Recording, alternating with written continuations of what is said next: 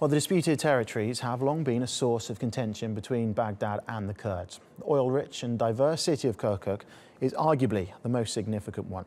Kirkuk province lies outside of the official borders of the Kurds' semi-autonomous territory. It's home to Kurds, Arabs, Turkmen and Christians. Let's take a closer look at the region. After the removal of Saddam Hussein in 2003, parties agreed to add Article 140 to the Iraqi constitution, which suggests holding a referendum to decide Kirkuk's future. But that never happened. Kurdish Peshmerga forces took over Kirkuk in 2014, following the Iraqi military's withdrawal in the face of a Daesh attack. Baghdad now demands joint administration of Kirkuk and a return to the pre-2014 status quo.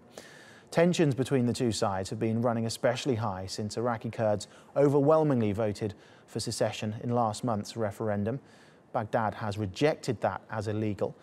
The vast majority of Turkmen and Arabs who have lived in Kirkuk for generations boycotted that referendum.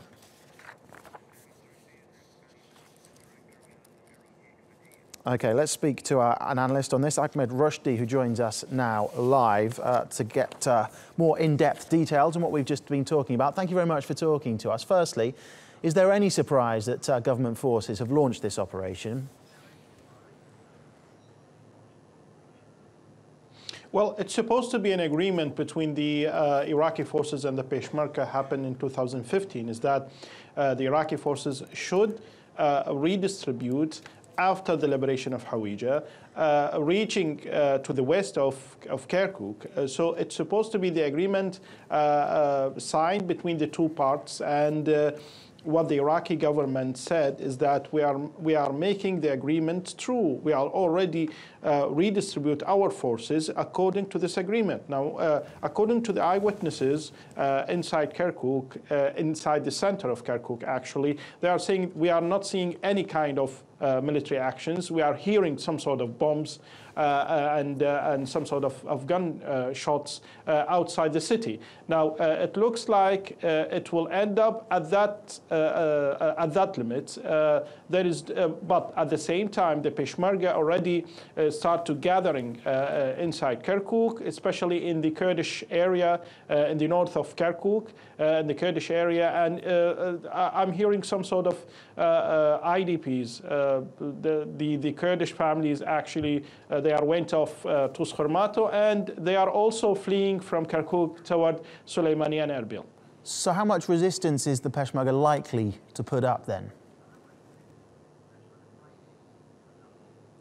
Well, we heard that already there were retreat of the Peshmerga forces in front of the Iraqi forces. And the Peshmerga we are talking about is actually headed by the PUK, was the party of Jalal Talabani.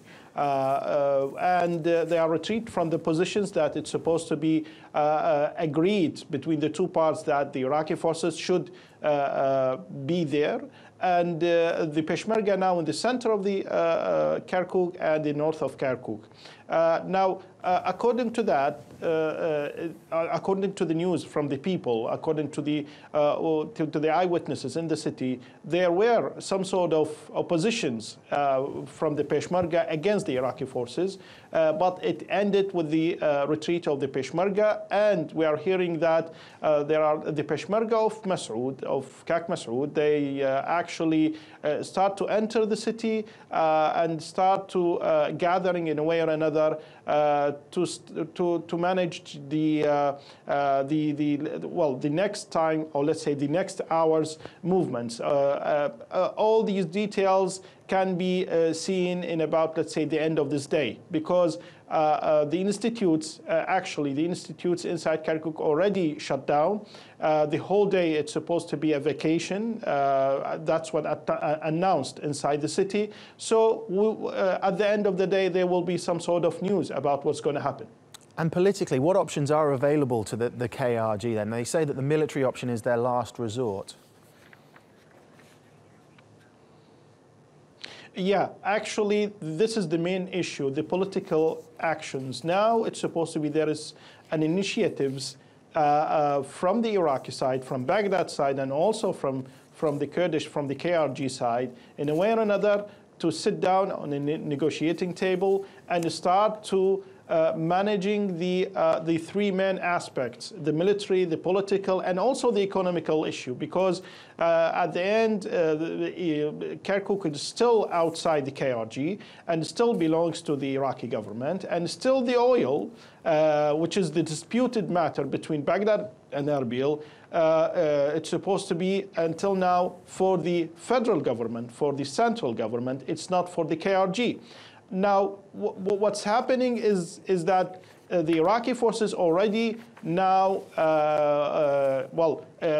controlling the territories that the oil is there, the gas and oil on the side, on the west side of Kirkuk. So it's controlled by the Iraqi forces, which means that it makes the central government has the upper hand, in front of KRG. Okay, maybe Ahmed, unfortunately, time has run out. At the end of this day, there will be some sort of negotiations.